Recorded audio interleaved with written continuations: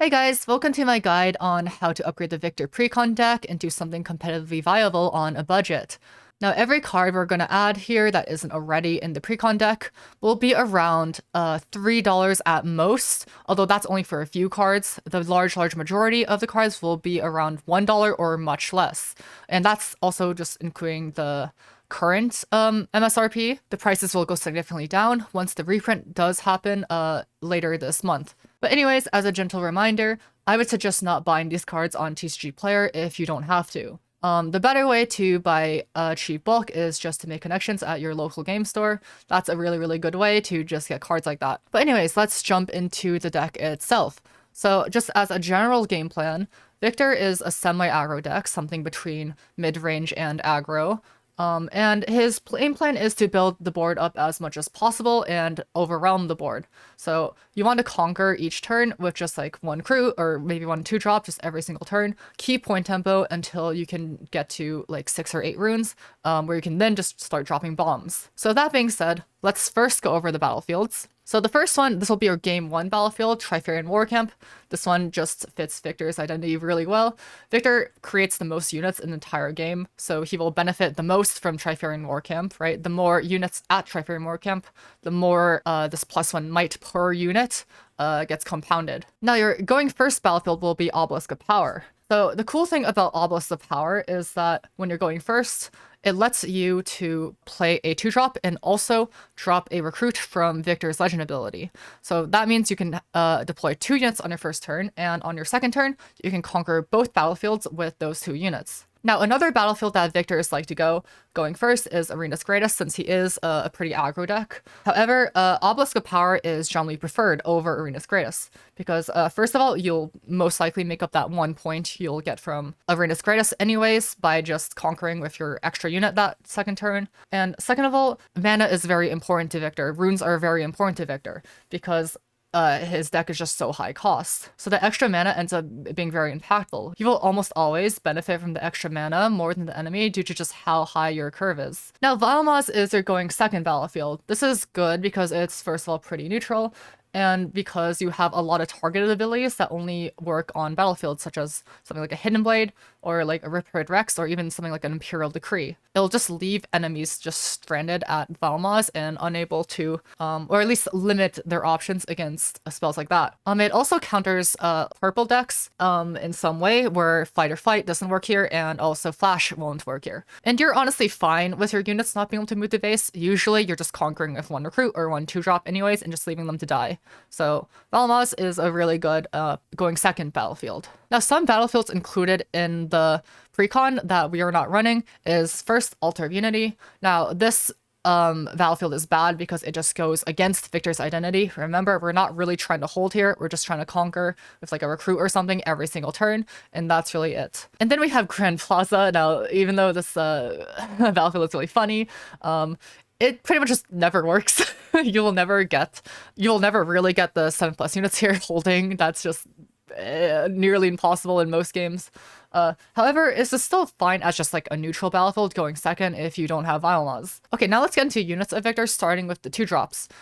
So a thing about 2-drops in Viktor is that 2-drops, Viktor can technically get away with not having a lot of them, because his legend ability can just tap and always create at least 1 recruit on your starting turn. An example of this is the top Viktor at Houston actually only ran 4 2-drops just because of Legend Viktor and his ability to just drop a unit no matter what turn 1. However, in my personal opinion, I still think 2-drops are still really good in Viktor. Just one for that Obelisk synergy where you can drop 2 units on your first turn. And also, if you're just going second, you can just drop 2 units on the first turn with just 3 runes. Anyways, in terms of the units themselves, first we have Daring Poro. Now, this is Viktor's most important 2-drop. And remember, Viktor's recruits are only 1 might, so he has trouble beating over other 2-drops with it, or with his recruits. So Daring Poro fixes this issue because he will be at 3 might attacking. One of the other 2-drops is Ravenbloom Student, and this is a similar concept to Daring Poro. This is a unit that can beat over other 2-drops, although a little less consistently. And it's also one of the better units you have while holding, since you play a lot of hidden cards in this deck, and if you flip like a Consult the Past, for example, that also gives Ravenbloom +1. And finally, we have Soaring Scout. Now, even though Soaring Scout is only 1 might, which is a huge issue. Viktor's main weakness is, remember, his very high power costs, and Soaring Scout helps alleviate that a little bit. So even though it's 1 might, it's still better than any other option you have in terms of 2-drops aside from the 2 we have already. Now this is the weakest of the 2-drops we have, so we're only running 2 of them instead of 3 for the other ones. Only 8 2-drops is fine because, again, Viktor's Legend ability, it gives us a safety net. Now, in terms of other 2-drop options that we're not running, the first one is Watchful Sentry. Now, again, being 1 might is just very, very weak. And second of all, the draw power just isn't really as needed in the Viktor deck. It's nice, but it's not more valuable than something like a Soaring Scout. Viktor already has ways to draw cards like a Stupefy or Consult the Past, or even Hidden Blade, or even Electron Yordle if you decide to run that. He would much rather run something like Soaring Scout to make up for the Viktor's high energy costs. And the last option for 2-drops is Trifarian Glory Seeker. Now, even though this is a 2 might unit, it doesn't really do much for Viktor. He can't really interact with the buff, really. So Soaring Scout just ends up outvaluing it in most games.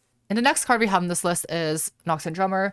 Now, Noxian Drummer is really good because it beats 2-drops, and it's really good on his curve because it's 3 mana. And if you do conquer an empty battlefield as well with your recruit still there, it's just a really annoying wall to get past. It will beat almost anything else on its curve, and it will trade off Kaisa, so that's also really, really nice. Optionally though, you can sub out Noxian Drummer for one of these other 2 that are on the same curve.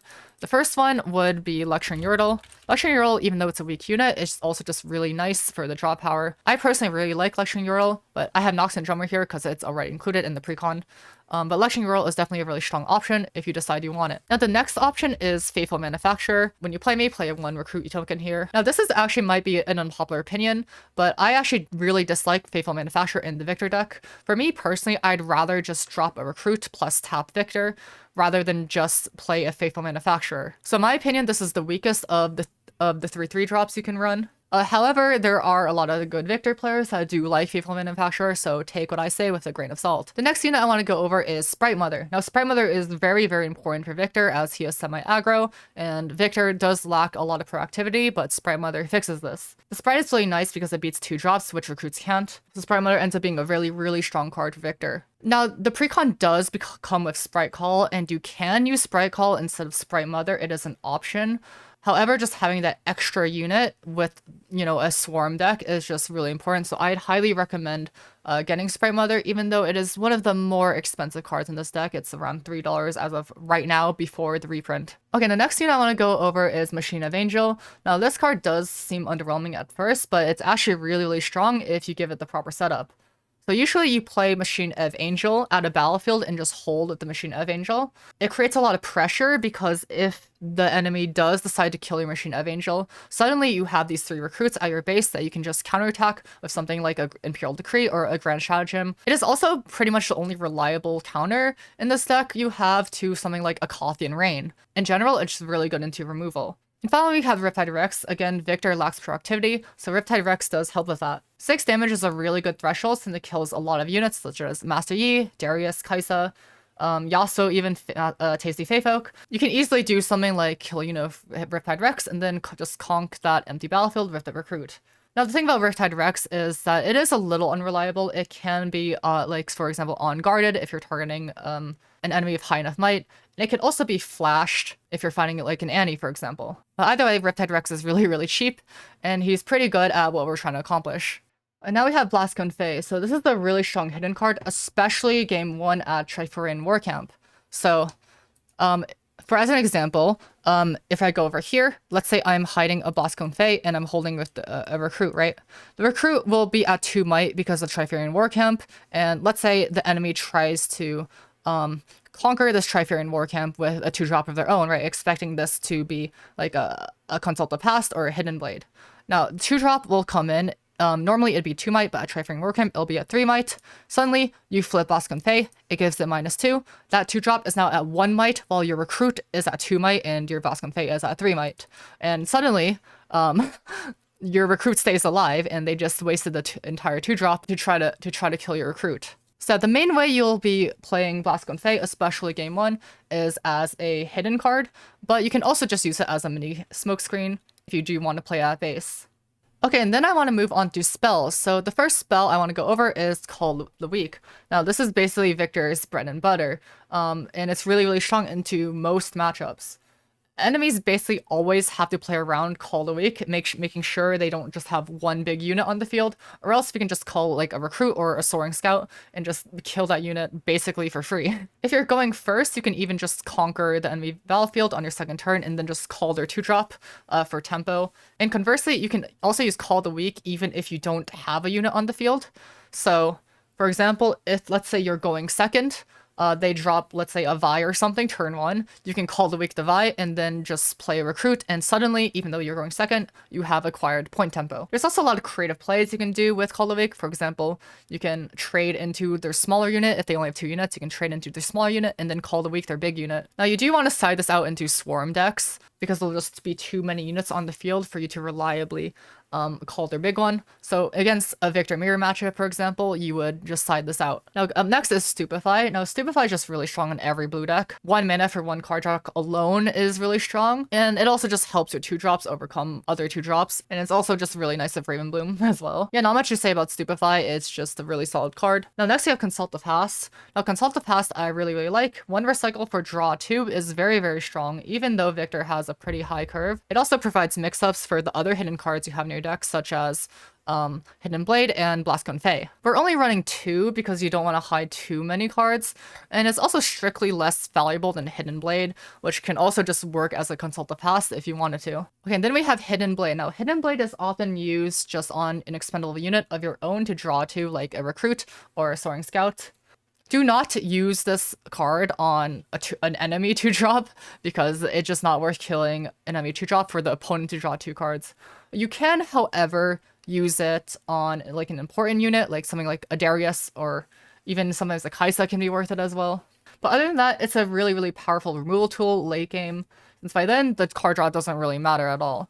You can also use Hidden Blade to hold. For example, it can prevent something like a Watcher from killing you, or something like a Vi the Wind.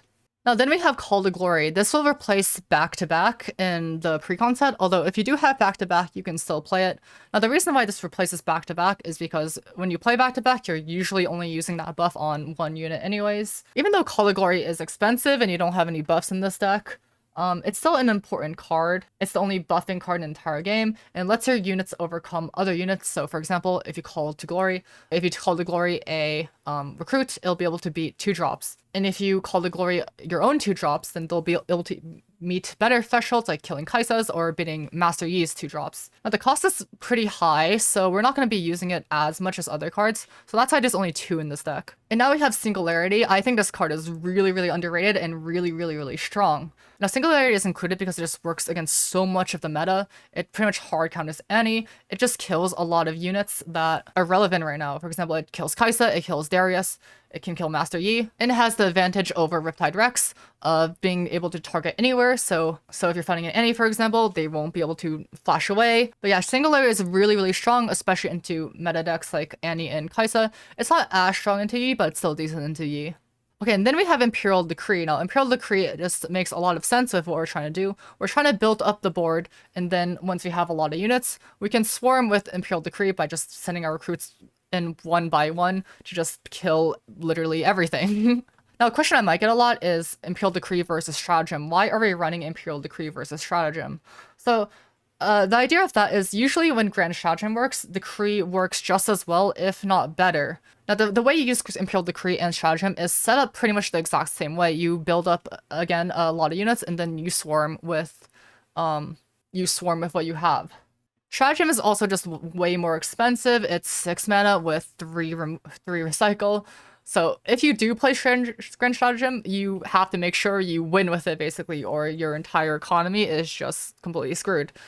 With Decree, you can kind of just use, even just as a removal tool. You don't necessarily even have to win with it. So in most matchups, Imperial Decree is better than Grand Stratagem. For example, it's better to Master Yi, because even with Stratagem, his units are just so tanky. That being said, Imperial Decree is not good into every matchup. For example, it's not good into removal because you just won't have enough units most of the time to make full use of Grand Stratagem, and removal decks like Kaisa and Annie typically don't have super high might units. So in those specific cases, you would side in Grand Stratagem or rather you'd side out Imperial Decree for Grand Stratagem because the might threshold is much lower. And just to quickly go over the runes, 7 Mind runes and 5 Order runes. We have a lot of blue recycle with Singularity and Riptide Rex and Sprite Mother and even Blue Viktor. I'll get to Blue Viktor in a second, actually. I realized I missed him. So yeah, we spend more blue runes than yellow runes overall. Okay, now let's go over the champion unit, which is Blue Viktor. Now, Blue Viktor is considered worse than Yellow Viktor. Blue Viktor's most prominent issue is Fallen Star, right? Blue Viktor will die to Fallen Star. Yellow Viktor, on the other hand, is 4 might, so it won't die to Fallen Star, which automatically just makes Yellow Viktor better in almost every situation. However, the problem with Yellow Viktor is that he's very expensive. He's around 10 USD right now. And in my opinion, Yellow Viktor also just isn't that impactful anyways. Many games, even in optimized decks, you go without playing Yellow Viktor. So in my opinion, it's completely fine to just keep Blue Viktor in your deck. You'll still get use out of him in a lot of games. For example, you can still generate recruits if you, for example, hide a card on the enemy's turn and flip like a Consult the Past or Hidden Blade. That will generate a recruit for you. And of course, there's the obvious, Stupefies they can play on the enemy's turn as well. So in my opinion, even though Blue Viktor is worse than Yellow Viktor, it's not that big of a deal.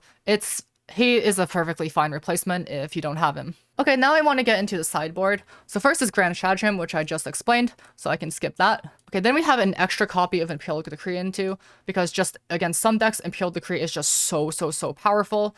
For example, something like Master Yi or Dazzling Aurora. Just against any big creature deck, you'll get a lot of value pulling multiple copies of Imperial Decree. And then we have Salvage. This is pretty much exclusively for Dazzling Aurora, although it can still be taken into green decks that run Zonus Hourglass like Yasuo or Master Yi. And this might be metagaming a bit, but if your purpose is to go into a Nexus Knight and win it, and no one is playing Dazzling Aurora, you can easily just exclude these for something in favor of like maybe more smokescreens. And then we have smokescreens. Smokescreens really good into big creature decks. In those situations, it'd be better than Blast Confey, especially in after game 1, where you don't have Trifer and Warcamp anymore. Against removal decks, though, I would still keep Blast Confey in. Alright, and now I want to go over some cards that we could include, but I have purposely excluded and explain why they are excluded.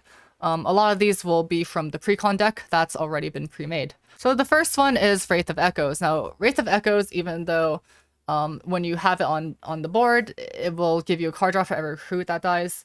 Card draw is really the most valuable when it's early. By the time you do play Wraith of Echoes, it's just not really worth it anymore. No proactivity is just really bad for a card this expensive. And the next one we have is Cruel Patron. Now, Cruel Patron does seem deceptively cheap, but in reality, you do need to play another unit to play him, right? So in reality, he's more like 5 mana for 6 might. And 5 mana for 6 might is just kind of whatever. He just dies to too many things, like a Darius or like a Singularity can kill him. Now, another card that we're not running is Vanguard Captain. Now, keep in mind that Viktor's Legend ability does not count as a Legion, because Viktor's Legend ability is not playing a card. Tokens are not cards. So realistically, in order to get the Legion effect from Vanguard Captain, you'll have to spend mana on usually a 2-drop, so a 2-drop plus Vanguard Captain, which is 5 mana. And if you do have 5 mana, 90% of the time, you would find it more worth to just play something like a Sprite Mother. And now, another card we're not running are Seals. Now, first of all, Seals are really expensive, and they're just really inconsistent value. If you get Seals early, they feel okay. They'll save you a couple mana. If you get Seals later into the game, though, they're completely useless, and they'll just be a brick in your hand. Not to mention that we are also running cards of multiple recycles, so chances are there'll be turns where we won't be able to use Seals for anything, even if we have them. Now, another card I want to go over is Viktor's signature spell, Siphon Power. Now, most of the time, this will just be a +2 might difference with a 2 mana and 1 recycle, which is just horrid value. You would much rather have Call to Glory instead, as it doesn't mess with your curve like Siphon Power does. And it's a stronger buff anyways, even though it does cost 1 more mana. Now, this deck is basically the extremely budget version of what you can make with very minimal spending. The Viktor Precon itself is roughly $20 right now before the reprint. However, if you do want to upgrade this deck, I will suggest some cards that are optional. That would be really nice upgrades if you can get your hands on them. Now, the first one is Thousand Tail Watcher. This is arguably the best unit in the game. It's definitely the strongest finisher in the game. If you have Thousand Tail Watcher, include as many of these in your deck as possible for sure. You can replace Riptide Rex for it, or if you want, you can also replace 2 drops in it for it. But I personally would not recommend that, as I explained before. And then the other thing would be Yellow Viktor. Yellow Viktor is just better than Blue Viktor, mainly because it can survive Fallen Star. Yellow Viktor is great to play if you think your non-recruits are about to die. So for example, if you're leaving like your 2 drops out to die, you can just play Yellow Viktor and salvage that situation. Another card you could run is Lecturing Yordle. This is an optional replacement to Noxian Drummer. Whether it's better or worse is debatable. I personally like Lecturing Yordle. It is an option if you want it. And those are really all the major upgrades I can recommend. Really, Viktor is nice because he is surprisingly cheap. He's arguably the strongest budget deck in the game, actually. Definitely the strongest Precon. And finally, I want to wrap it up with the Mulligan guide.